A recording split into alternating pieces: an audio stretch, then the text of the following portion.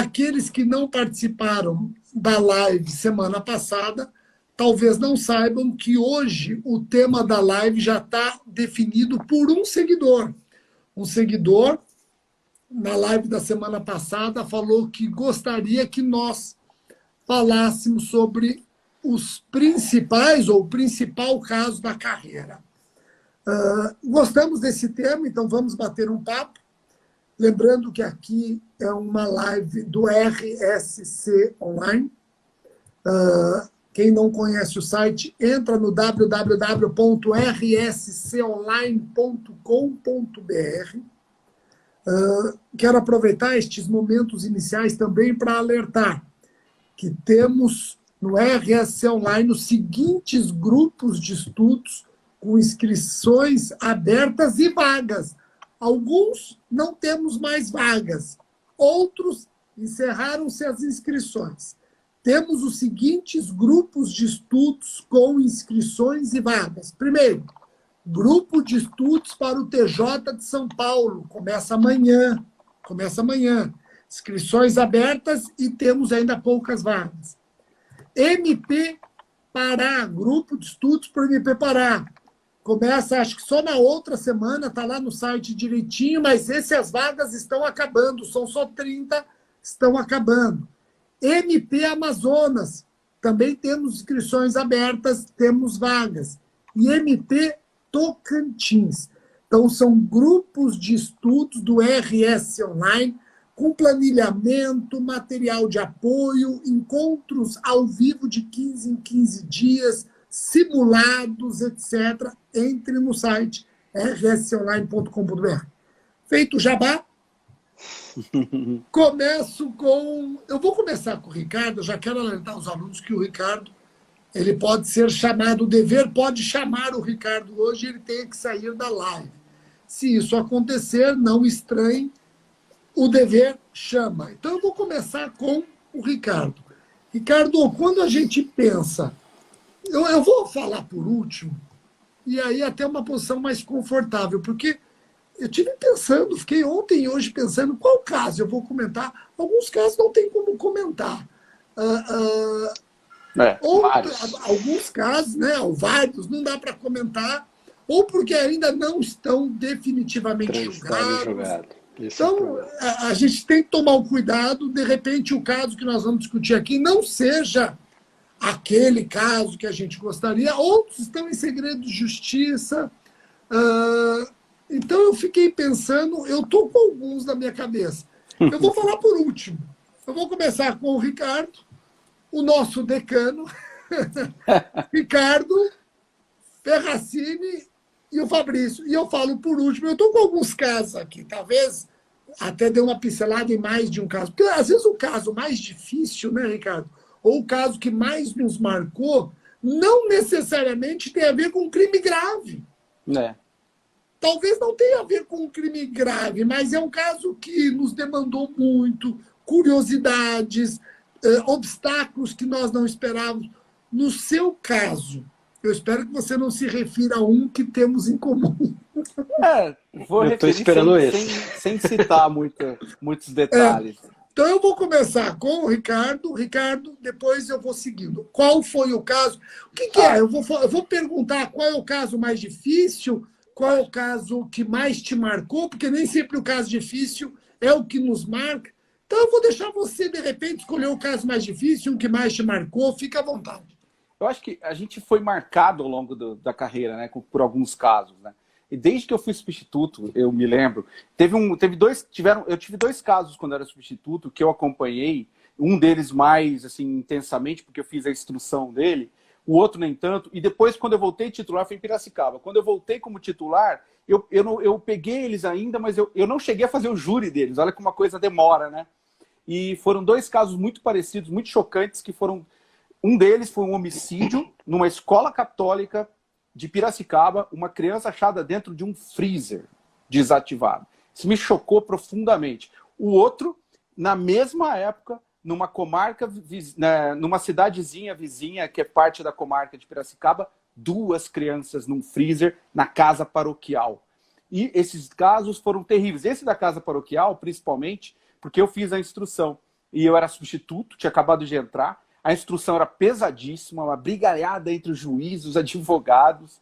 Primeiro entre os juízes e os delegados, depois ele mudou de ideia entre os juízes e advogados. E aí entrou o Paulo José da Costa Júnior, que era um grande, né, advogado, figurão, foi professor na faculdade, e não foi meu professor, mas ele insistia que tinha sido, e eu discutia com ele na audiência no que não tinha sido. Ele já estava então aposentado, né, Ricardo? Na nossa época ele já estava aposentado. Ele advogava, mas não dava mais aula. E esses 2 casos foram complicados, assim, eu me lembro bem. Depois eu me lembro de, quando eu voltei como titular em Piracicaba, foi meu primeiro serial killer, que ele tinha matado 2 pessoas e aí foi preso, então, mas ele era um serial killer. Ele matou primeiro, isso me persegue, uma criança, e que era um amigo do irmão dele. Isso me chocou, porque ele contando, ele dizia que ele matou, ele chamou a criança, vem ver um brinquedo aqui, e ele matou a criança. Não vou dar detalhes de como ele matou, porque hoje é domingo. Mas ele dizia assim, por que você matou o menino? Porque deu vontade. Aquele dia eu resolvi que eu ia matar alguém e escolhi. Depois ele matou uma outra pessoa e foi preso. E depois, Rogério, o que aconteceu? Eu vim para Campinas. Quando eu cheguei em Campinas, o primeiro caso que me impactou foi o caso do sumiço de uma quantidade enorme de drogas aqui de um complexo policial. E o Arthur Lemos, nosso chefe lá no MP, que estava com esse caso. E eu fui trabalhar com ele, só que o Arthur ficou 1 mês e saiu. E ele falou para mim, então você pode pegar esse caso aí que vai ser seu. E que não era de júri, mas era um caso de corregedoria, a gente trabalhava nessa área também. E foi um caso Mas eu lembro, Ricardo, era um caso que houve uma apreensão espetacular de drogas, se eu não me engano, cocaína. Isso. E depois, parece, eu vou errar talvez em unidades, mas parece em torno de 340 quilos. Exatamente, de cocaína. 340 quilos de cocaína bem impura. 340 quilos. E, surpreendentemente, essa apreensão da polícia sumiu. Sumiu, exatamente. Então, esse foi um caso que eu fiquei muitos anos nele, porque depois eu joguei esse caso para o GAECO, no qual eu estava. Então, a gente continuou trabalhando nesse caso. Esse foi um caso também que deu muito trabalho, foi um caso muito complicado. E foi interessante, porque eu conheci... Você vai conhecendo muita gente, vai conhecendo policial, vai conhecendo bandido, vai conhecendo traficante, porque você vai ouvindo todo mundo. Então, é um aprendizado que você tem. E aí, eu estava em Campinas, no júri, né? E aí, é esse que surge o meu primeiro grande júri, vamos dizer assim. Eu tinha feito vários júris, muitos júris, mas esse foi o primeiro júri grande que eu tive, que foi o famoso caso Alba, que já transitou em julgado há muito tempo, que foi uma moça, uma dentista, que desapareceu. Ela estava com o marido na estrada, eles pararam e ela desapareceu. E houve uma denúncia contra o marido, como mandante, que era dentista também, e depois contra pessoas. Ele contratou pistoleiros no Paraguai para matá-la. Mas a verdade é o seguinte, nunca encontraram o corpo, né?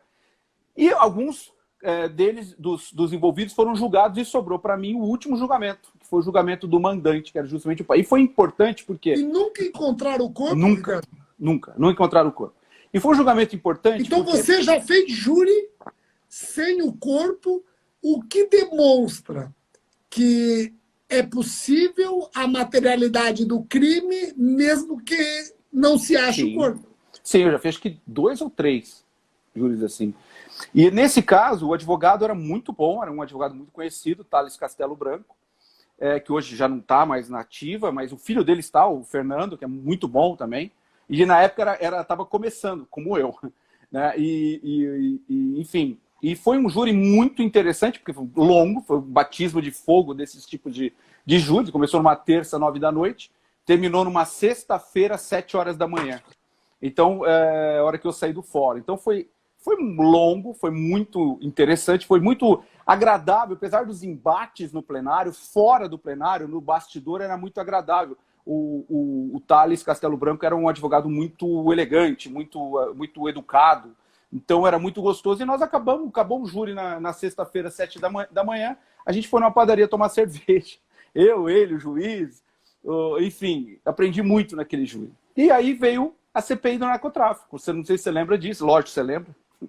E e veio veio a CPI do narcotráfico naquele final de ano de 1999. Eu tentei muito esquecer essa CPI do Eu também. narcotráfico, mas oficiais de justiça ficavam me lembrando dela todo ano.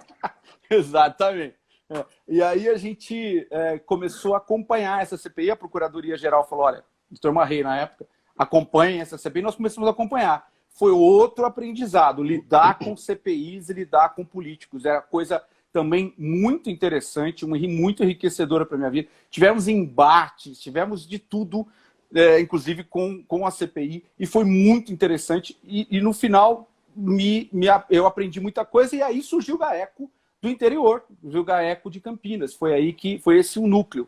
E nós tivemos alguns casos. O primeiro caso que realmente deslanchou foi um caso que começou com a CPI, e aí um dia eu estava lá trabalhando e liga um promotor jovem lá, muito novo, tinha acabado de entrar, um tal de Rogério Sanches Cunha, que ele estava numa cidade lá no fim do mundo, não é tão fim do mundo, que é bom lugar, é Ribeirão Preto, tem Uberaba ali do lado, mas é longe, 450 quilômetros daqui. Falei, amanhã eu tenho um cara que precisa ouvir, não sei o que, você me ajuda, vem para cá. E eu estava nesse grupo, eu fui. Peguei um soldado Nascimento, que também você lembra dele, Rogério, que trabalhava lá. Nascimento. Peguei o Nascimento, fomos eu e ele de carro lá para Igarapava. Tinha uma pessoa colaborando, que queria colaborar, estava presa lá e começou a colaborar. E o cara era daqui, o cara começou a entregar algumas coisas. Eu não vou dar detalhes aqui porque eu não quero outro processo.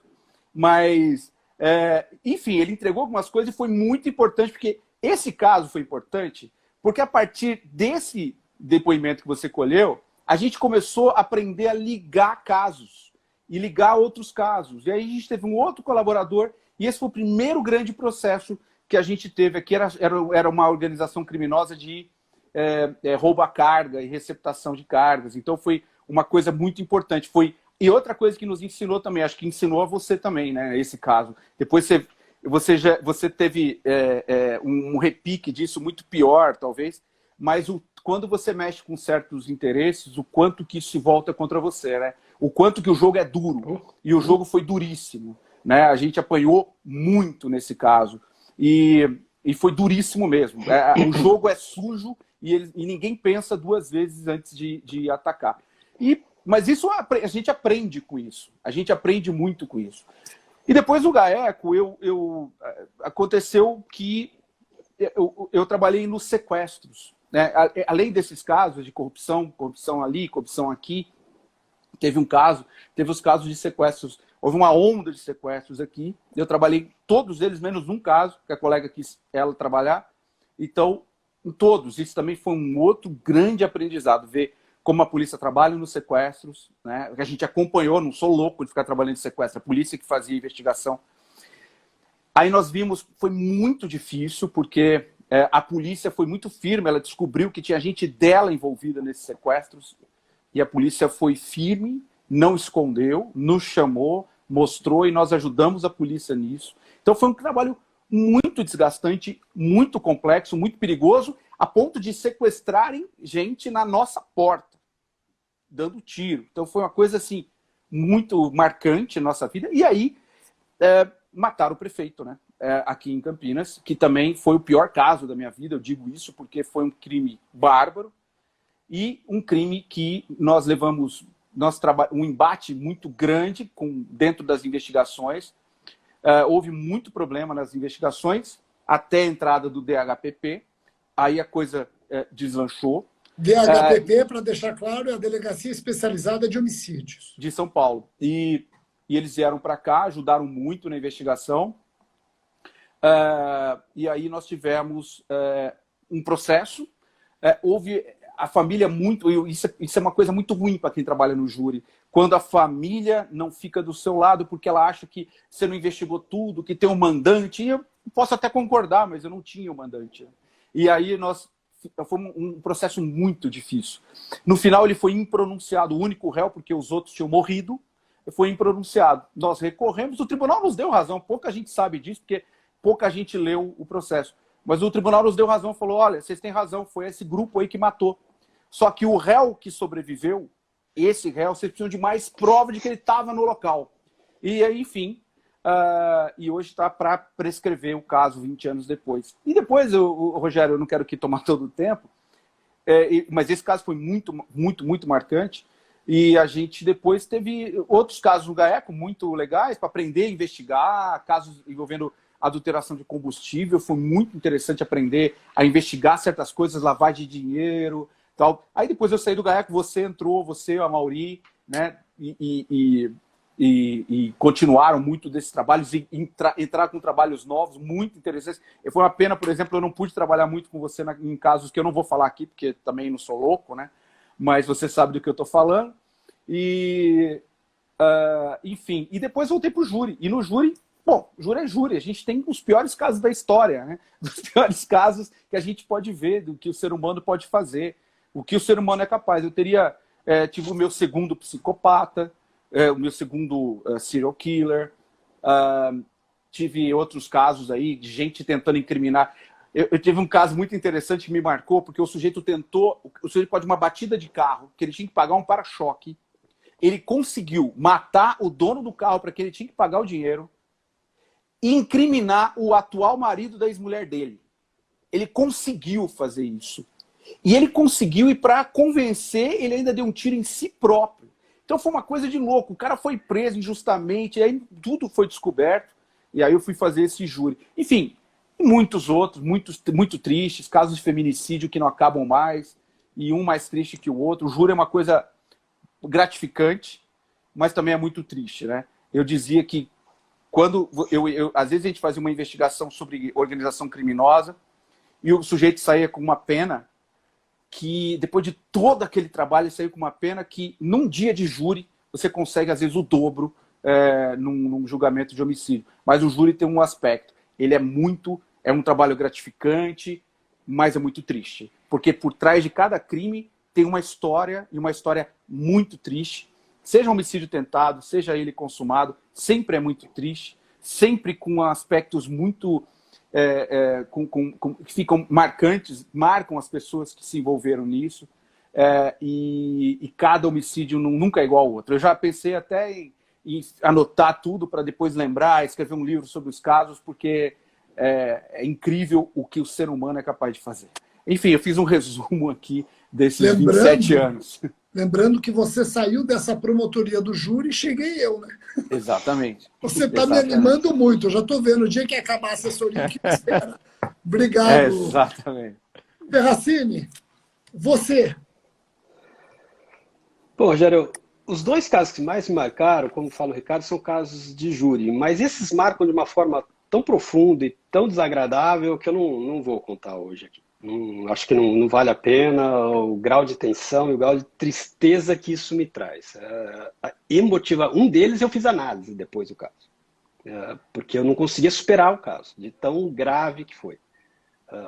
Eu achava que eu conseguiria evitar o homicídio, é uma coisa de louco, né? Mas não consegui, assim... Foi muito marcante, então eu prefiro não contar essa parte, vou contar dois casos mais curiosos que eu acho que passa bem. Não vou poder contar um dos casos que eu gostaria muito de contar aqui, porque não está transitado e julgado ainda, está no STJ, evidentemente envolvendo, digamos, pessoas do executivo.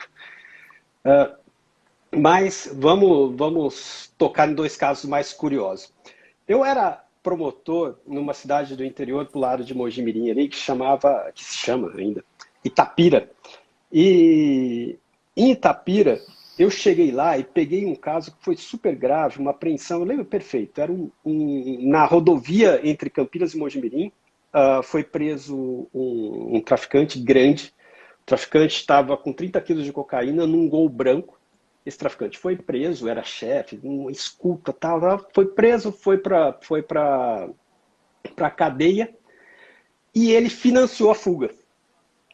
Ele financiou a fuga e saiu, né? Evidentemente, fugiu. Quando eu cheguei lá, estava o processo dele, que não se encontrava o sujeito, nunca mais, desapareceu, já fazia uns 3 anos que ele estava desaparecido, e estava acabando de ser julgado a pessoa que apontavam como sendo a pessoa que teria facilitado a fuga dele, foi condenado, um agente penitenciário. Depois de ter passado por tudo isso, um processo chato, tal, o processo ainda estava lá sem julgamento, correndo, eu me promovi para Sumaré, em 2002. Abril de 2002, eu me promovi para Sumaré, ainda na região de Campinas. Em 2003, entrou na minha sala uma policial feminina que dizia, promotor, eu gostaria de falar com o senhor, eu já falei com o meu comando, eu quero passar isso também para o Ministério Público. Tem uma pessoa que é meu vizinho, e tem uma família grande que se mudou para lá faz pouco tempo, e tem um carrinho de cachorro-quente na frente da casa dele que uma das pessoas trabalham lá. Mas não é compatível a renda dessa pessoa. O carro que ele usa e o carrinho de cachorro-quente, não tem muito porquê o cara ter um carrinho de cachorro-quente, ainda que ele venda droga ali, não bate com a vida que eles levam. E eu estou começando a ficar com medo, porque eu sou vizinho, se ele descobrir que eu sou policial e ele realmente for traficante, e é o que falam, que estão chegando até a mim, eu começo a correr riscos. Né? Aí eu falei, bom, o que você pretende, que você quer que a gente faça? Eu gostaria que isso fosse investigado pelo Ministério Público e tal. E aí eu, colocando, falei, bom, vamos anotar o nome aqui dele. Você sabe o nome? Não, eu só sei o primeiro nome. Eu não vou falar o nome aqui, evidentemente. O nome é X. Aí eu falei, X? Me descreve essa pessoa. E ela descreveu. Olho azul, calvo, 50 e poucos anos, uma família com 3 filhos e 2 filhas. Era a descrição do cara de Itapira que tinha financiado a fuga e estava fugindo. Eu liguei para o secretário, para o escrivão-chefe do criminal de Itapira e falei, me manda a foto do fulano de tal que está no processo. Sabia até a folha que estava do processo, a foto do cara. E tira e manda a folha. E o cara passou por fax na época, né? Não existia nada de celular. Passou por fax. No que foi passando por fax a foto, e a menina estava do meu lado, a policial, ela começou a chorar na minha frente, desesperada. Desesperada. Eu falei, eu estou desconfiando que esse cara é um traficante grande e ele está se obsiando por aqui. E ela começou a chorar desesperada. Bom, no jeito que saiu a foto, a gente já chamou a polícia e falou lá, pegamos o cara. O cara estava foragido há 5, 6 anos. Olha o grau de coincidência, né? Cair com a mesma pessoa que estava processando ele lá, que voltou a se processar, processamos o cara, ele tomou 17 anos em Itapira de condenação e no mandado de busca nós apreendemos fuzil, um monte de coisa dentro da casa do cara, numa tacada só. Foi uma levada bem legal. Essa, uma baita de uma coincidência. E um outro caso que foi muito jóia, que me marcou demais, foi tido por muito tempo como a maior apreensão de drogas no interior paulista. E foi feita numa investigação minha e 2 policiais militares só. Não teve mais ninguém fora disso. Essa é super curiosa. Porque a gente começou a desconfiar que matar uma pessoa numa chácara, que estava no interior, seria um grande traficante. Jamais imaginamos que pudesse ser o que era realmente. E o que aconteceu? Olha o grau. Um dos policiais militares começou vamos dizer, assediar a namorada do traficante, a querer namorar com ela, e começou a namorar com a menina, sendo ela namorada do traficante também, para colher informações. E conseguiu colher. O dia que o cara estava infiltrado, literalmente. Não. Não existia nem a lei ainda, né? Não, mas conseguiu as informações. Tem coisa que não precisa de lei, né? Pois é. Digamos que já houve, de fato, uma infiltração de agentes.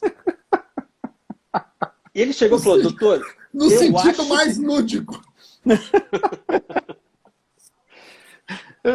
Eu acho que tem droga lá naquela chácara em tal dia. Eu vou fazer uma busca, eu e o tal aqui, que é meu companheiro de polícia. Foram lá, tinha um cara só, que era o namorado, pegaram o cara, tinha uma varanda que devia ter uns, sei lá, uns 15 metros quadrados, que a varanda inteira estava no palco em cima de um fundo falso. E o fundo falso estava lotado de cocaína. Lotou 2 quartos da delegacia de polícia de Itapira. A gente não conseguia chegar perto do quarto, do tamanho era o cheiro daquilo ali. Foi você ter uma ideia, o PM respondeu à corregedoria da PM porque ele não tinha comunicado a investigação para a PM do tamanho que era, mas ninguém imaginava que fosse um tamanho dele. Foram acho que meia tonelada, 600 quilos de cocaína numa pancada dessa por causa do namoro da esposa do traficante, da namorada do traficante. Foram os dois casos assim, mais lúdicos, mais legais que eu lembro de cabeça. Lógico que existem vários outros casos muito mais graves do que esse, e casos mais graves na parte de crimes financeiros que não transitam em julgado nunca, né? É impressionante. Verdade, verdade. Fabrício, você tem 3 anos de MP. Já podemos dizer que você tem algum caso que te marcou, ou mais de um caso? Lembrando que esse caso que o Ricardo Silvares falou, que trabalhou comigo, eu tinha 3 meses. Exato. Eu tinha 3 meses de carreira. Vamos lá. O legal de ouvir essas histórias é porque no meu primeiro ano de Ministério Público, eu tinha a sensação que eu tinha vivido já 5 anos de carreira. Porque é muito intenso, né? E ouvindo o Silvares deu para perceber, né? 27 anos de carreira, quantas histórias ele não tem para contar, né? E eu tive um caso também que me marcou, que foi também, coincidentemente, de júri, também júri de vítima criança, e me marcou porque a maior dificuldade que eu tinha não foi um crime cometido com tiro, com faca, né? Foi um golpe forte na barriga, a criança vinha sendo torturada já há um certo tempo. E a minha maior dificuldade é que até você, como promotor, quando vai ler um caso desse, você reluta em acreditar que isso pode ser verdade, né? Como que alguém pode matar uma criança tão inocente? E foi um júri muito difícil para eu fazer, porque tinha prova técnica que provava ali a questão das lesões no abdômen da criança, que só poderiam ser por conta de um forte golpe mesmo. Tinha o histórico que as famílias via aos poucos de tortura. O rapaz, ele era um rapaz muito novo, mas ele já tinha até na adolescência dele matado uma outra criança, então era um rapaz mesmo, não, um psicopata aí. Mas a minha maior dificuldade é porque eu estava muito longe de casa, eu estava em Andradina, a mais de 600 quilômetros, e quando eu li o processo, eu pensava no meu filho, né? Meu filho tinha mais ou menos a mesma idade da vítima, e assim, eu ficava pensando, eu falei, caramba, eu tô aqui a 600 quilômetros de casa, existe uma pessoa assim, né? E quem que pode proteger meu filho? Então, foi muito difícil, foi doloroso para conseguir estudar o processo, depois fazer o júri, mas foi um júri que me marcou ainda mais, porque no dia do julgamento, a mãe da criança, ele era o padrasto, e a mãe da criança era adolescente, e ela não conseguia, também era vítima de violência doméstica, não conseguia ali se desvencilhar do agressor, e ele acabou, pelos ciúmes dele, acabou matando a criança. Nossa. Mas assim, o que mais me marcou, Ricardo, foi que quando terminou o júri, muito tarde da noite, bem assim, de madrugada já, a mãe desse menino chegou para mim e falou assim, muito obrigado, porque só hoje eu consegui sepultar meu filho de verdade. Ó, puxa, até arrepio de lembrar, né, disso daí. E foi muito marcante e realmente é muito difícil, né? Mas, por outro lado, o júri, não sei para vocês, eu fico com bode de júri vários dias depois, né? Dias antes, o júri não é só no dia, né? Ele começa muito antes e demora para terminar algumas vezes. Mas, por outro lado, saber que a gente conseguiu, com a nossa profissão, não consegue trazer a vida de volta, né? Como o Ferracini queria, mas a gente conseguiu ajudar com que a justiça fosse feita. E a dificuldade do júri é porque, às vezes, por um escorregão, tudo é nulidade, pode ir por água abaixo. Mas alguém, eu até conferi hoje, foi condenado a 21 anos de prisão e já transitou em julgado, então a justiça foi feita. Muito legal, Fabrício. Eu ouvindo vocês, eu escrevi aqui, separei alguns casos. E vou tentar usar mais ou menos o que cada um de vocês falou, vou tentar ajustar com a minha vida como promotor de justiça. Vocês falaram em coincidência. Eu tenho um caso muito legal que trata de coincidência. Eu era promotor em Santa Rosa de Viterbo. Santa Rosa de Viterbo é uma cidade muito tranquila. Ainda é uma cidade muito tranquila. O meu trabalho maior era na parte extrapenal, principalmente meio ambiente, habitação e urbanismo. Meio ambiente, principalmente, por conta do Rio Pardo, degradação de áreas de preservação permanente, etc. Tal. O crime era aquele crime de médio e menor potencial ofensivo. Quando tinha um crime grave, assim, a cidade parava. Todo mundo conhecia todo mundo, então era difícil você ter ali um crime grave. Quando era um crime grave, era praticado certamente por alguém de fora. Eu tive um inquérito em que uma jovem foi estuprada e morta, mas ela foi morta de uma maneira curiosa. Ela foi esganada com o próprio cadarço dos tênis dela. E aí o que acontece? O estuprador deixou material para trabalho genético, mas, olha, não descobriram. E aquilo me chocou porque eu tive que promover o arquivamento. Tentamos todas as diligências possíveis, imagináveis. Eu promovi o arquivamento por falta de provas, ressalvando o artigo 18 do Código de Processo Penal. Pô, Rogério, o que isso tem de interessante? Calma. 2 anos depois, eu fui designado para fazer um júri em Casa Branca. Ia ter um plenário do júri, a promotora estava de licença maternidade, me ligaram, você pode fazer os júris do mês em Casa Branca? Faço. Aí eu fui fazer o júri, me mandaram o processo para eu ler, para eu estudar, e o processo que eu estudei envolvia o seguinte: um jovem de 19 anos, na época, não na época do júri, mas na época dos fatos, 18 para 19 anos, ele estava fazendo tiro de guerra. E este jovem estava pilotando sua motocicleta e uma moça pediu carona para ele. Ele deu carona para ela e ele foi até um descampado, até um canavial com ela. E ele era todo malhado, tal. Eu acho que a jovem, a moça, queria alguma coisa, topou alguma coisa. Rolou um clima e eles foram para o canavial. E lá ele estuprou e enforcou essa jovem com o cadarço do tênis dela. Porém, ele acreditava que ela tinha morrido e ela não morreu.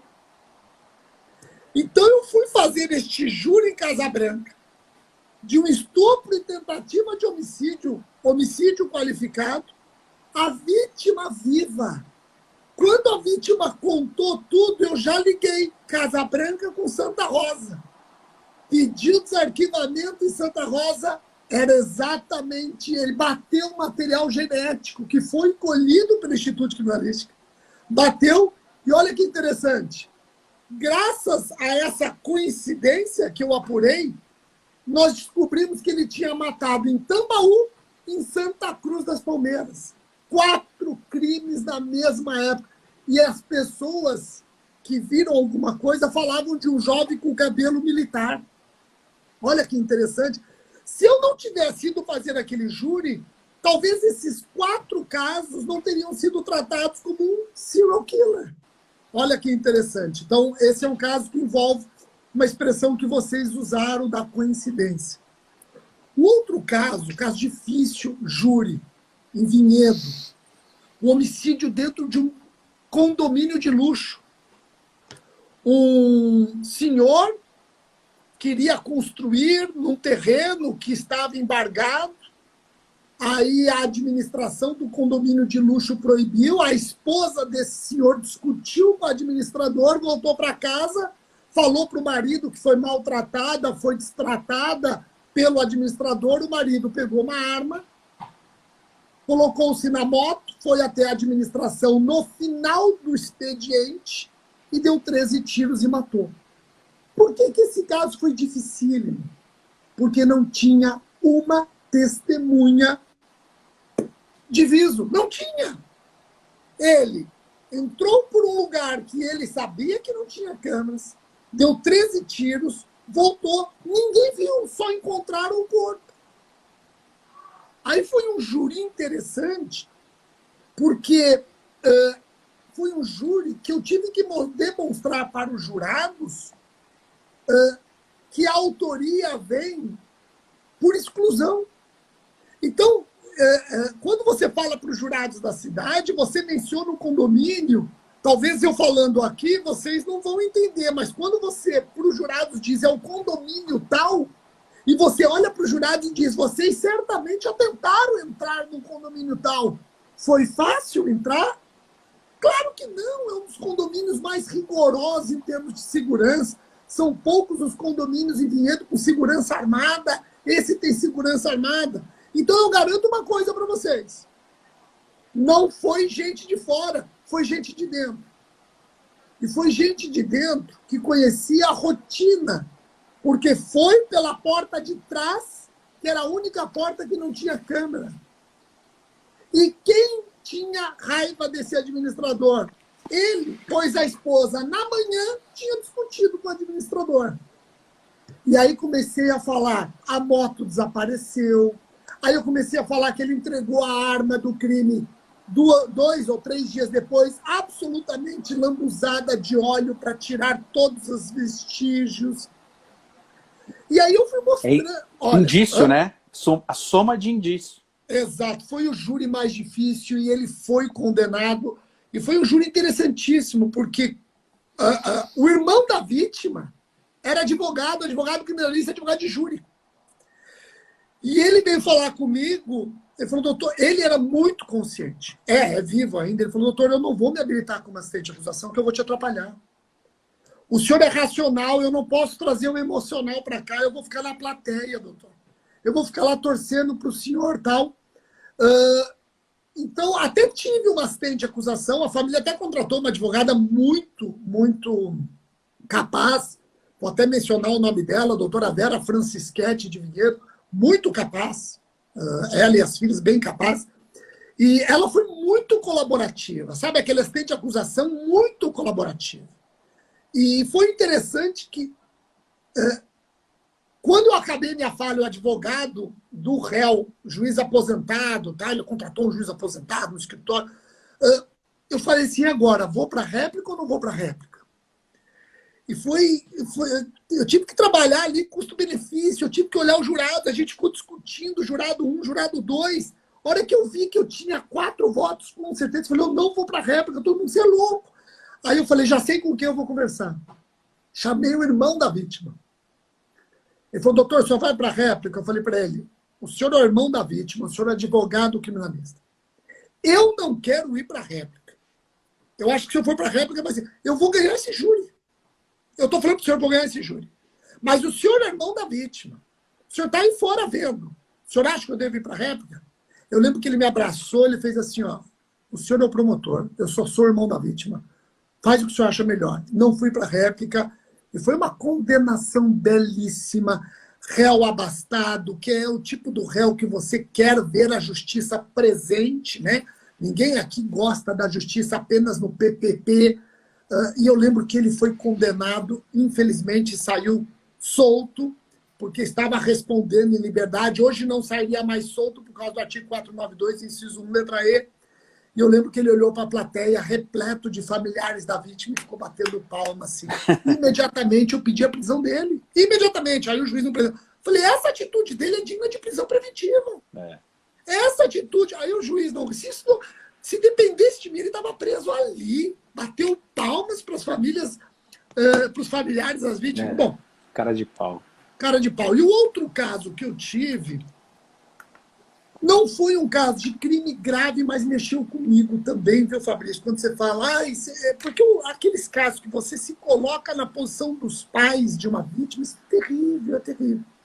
Foi o caso daquela jovem que morreu no Hopi Hari. Aquele caso foi assim, foi um caso terrível, porque a imprensa ficou me pressionando para denunciar todos por homicídio qualificado. Não tem cabimento homicídio doloso naquilo.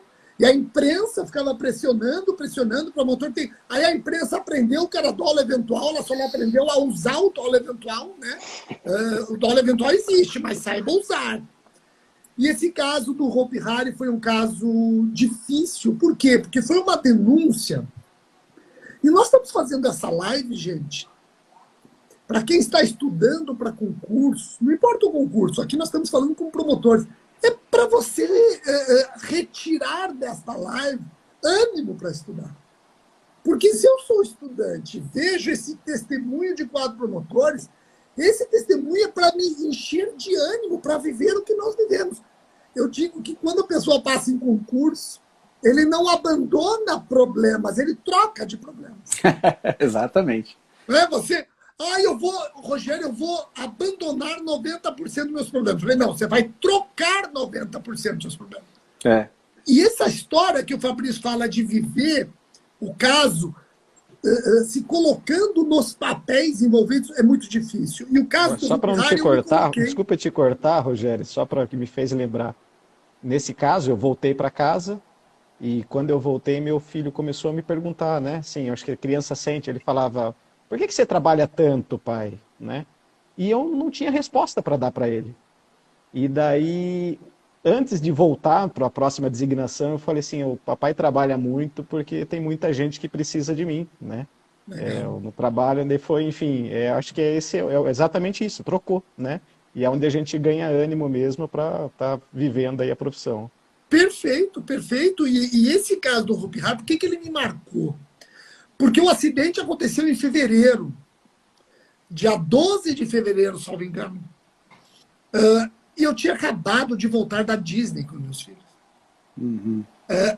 E eu não sei, ali me fez parar para pensar muita coisa. Eu falei, poxa, eu fui para Disney, mas se eu não tivesse ido para Disney, talvez eu tivesse no Hopi Hari, eu morava naquela cidade. Deus me livre. E os peritos falavam para mim, doutor, poderia ser o Hulk, se sentasse naquela cadeira, morreria, porque é uma cadeira giant drop. Quando ela freia, você desce 90 km por hora, não tem força para aguentar. E aí foi uma denúncia muito difícil, porque eu denunciei 11 pessoas, se eu não me engano, desde dos funcionários que operaram a atração até o presidente do parque, eu denunciei todos. E eu denunciei todos por homicídio culposo, mas na modalidade de omissão imprópria. Então foi uma denúncia de 14 páginas, onde eu tive que colocar fotografias, tive que descrever no que consistia o dever jurídico de cada um, evitar o resultado e como se omitiram. Foi uma denúncia muito difícil. Técnica, né? Técnica. Até para os alunos do RSC Online, eu acho que o Ferracini vai lembrar, eu divulguei, eu compartilhei essa denúncia. Isso, sim. Eu compartilhei uma denúncia com 14 laudas, eu tive que escrever 11 omissões impróprias no homicídio culposo com causa de aumento de pena por omissão no dever de cuidado, por violação do dever de cuidado ali, né? Aquela violação específica para inerente à arte, profissão. Exato, foi uma inobservância de regra técnica inerente à arte, ofício ou profissão. Perfeito, Ricardo. Então, esse caso é um caso que me marcou muito, não por ser um crime grave, mas por exigir muito. O crime era grave, que a pena que não, né? O crime era grave, a pena que... Sim, perfeito. Perfeito. Quando eu falo crime grave em termos de consequência jurídica, porque a pena não é tão grave. Mas exigiu muita técnica na denúncia. E grandes advogados, e eu preocupado dos advogados já pleitearem a rejeição da inicial. E promotor não gosta de ter inicial rejeitada. Aliás, por isso que os nossos órgãos são os mais procurados para transplante, não aceitam rejeição, né? Poxa, mas é muito legal ouvir isso. Eu já estou há 22 anos, ouvi as histórias do Ricardo, histórias do Ferracini, do Fabrício, e eu e o Ricardo, nós estamos na assessoria, e às vezes dá aquela vontade de voltar a enfrentar o dia a dia. Eu vou fazer o seguinte, pessoal, eu vou ativar os comentários, para ver se alguém tem alguma dúvida. Antes de ativar os comentários, relembrando que no rsconline.com.br você vai encontrar os grupos de estudos que estão com inscrições e vagas abertas. Tem grupos que não estão mais com inscrições abertas porque encerraram-se as vagas. Tem grupos que até tinham vagas, mas as inscrições estão encerradas. Agora eu vou falar os grupos de estudos que estão com inscrições abertas e ainda tem vagas. Esses grupos de estudos, você tem planilhamento, material para você acompanhar o planilhamento, você tem simulados, encontros quinzenais, aulas com professores nesses encontros quinzenais para trabalhar os principais temas. Grupo de estudos, o primeiro que eu quero anunciar, grupo de estudos da Magistratura de São Paulo. Começa amanhã. E a primeira aula vai ser sábado que vem, vai ser com o Márcio Cavalcante, de Zero Direito. Ele vai, em 1 hora, trabalhar com vocês a jurisprudência com mais chance de ser cobrada no seu concurso. Também temos abertos os grupos de estudos para o MP Pará, MP Tocantins, MP Amazonas, tá? Entrem lá, www.rsonline.com.br. Eu vou ativar os comentários aqui. Deixa eu ver se alguém tem alguma dúvida para tirar com a gente. E aí... e avisar o seguinte, domingo que vem... boa, domingo que vem, teremos um convidado especial. Se preparem que domingo que vem o RSC Online convida Rodrigo Raineri, o primeiro brasileiro a escalar o Everest. Ele vai falar com vocês sobre superação, etc. Tal. E o Rodrigo Raineri, ele vai dar uma aula especial para os grupos de estudos, para os alunos do rsconline.com.br. Vamos fazer uma live, mas ele vai fazer uma aula, ele vai dar uma aula especial para os alunos do RS Online. Então, domingo que vem, anotem aí, Rodrigo Raineri vai participar aqui do RSC Convida, falando de superação, meta, desafio. Se tem uma pessoa que pode falar sobre isso, até o Ferracini abre um sorriso, porque o Ferracini e a esposa dele sabem muito bem o que é isso dentro de competições, esportes. Olha o Éder Preste aqui presente. Obrigado, Éder, pela presença, sempre presente, o Éder. Alguém mais quer discutir alguma coisa aqui? Deixa eu ver. Sim, olha. Fabrício, responde para o Elton aí como é que é o dia a dia do promotor no começo da carreira. Ele quer saber se faz tudo. Faz até unha encravada, não é isso? Tudo. Como que é, Fabrício? Tem gente que reclama, né? Porque a gente não tem muito tempo, né? O legal, assim, do que vocês falaram, vocês acabam linkando casos, porque vocês ficam algum tempo na comarca, e o substituto está tapando o buraco. Então, tem vezes que a gente fica 15 dias numa comarca e vai para outra comarca, tem vezes que fica 1 mês. É muito rápido, e você chega para apagar incêndio, chega pegando casos em andamento, audiências em andamentos, e isso daí tem uma certa aflição. Mas, por outro lado, é muito bom porque é muito enriquecedor. Você, em pouco tempo, como eu falei, você acaba adquirindo uma experiência de muitos anos, né? Quando eu entrei no Ministério Público, eu já tinha 12 anos de formado, já advogava, enfim. Mas em 1 ano de Ministério Público, com certeza, foi muito mais enriquecedor, e exatamente por essa loucura de estar cada dia com uma designação em um local. Então, Fabrício, vocês dão conta. Fabrício, deixa eu até te interromper e dizer o seguinte, está aqui o José Renato Oliva. Renato, de Bahia.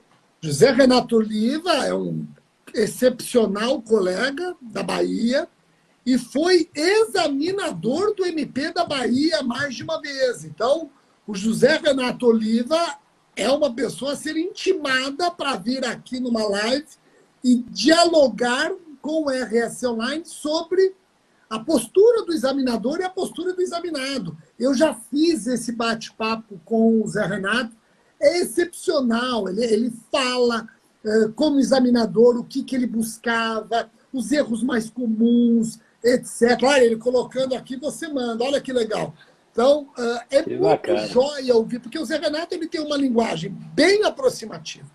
É uma pessoa divertida, não tem aquelas vaidades exacerbadas, muito pelo contrário, uma pessoa, o que é difícil a gente pensar num baiano que não seja gente boa, né? E aí, uma vez ele me convidou para dar uma palestra lá, eu fui, e ele me tratou extremamente mal, né? Foi assim, fui muito maltratado. Eu falei, não quero mais voltar para cá. Vontade de não sair mais de lá. Ele humilhou geral. Então, olha só, José Renato Oliva, nós vamos fazer essa live para os nossos alunos ouvirem de uma pessoa que já foi examinador, de um MP bastante respeitado, que é o MP super da Bahia. Concorrido, né? Super Concorrido e mais, prova difícil.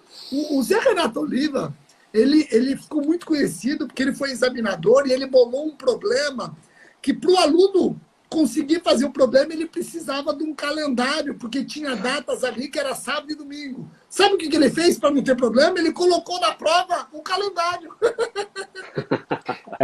Só tem recurso.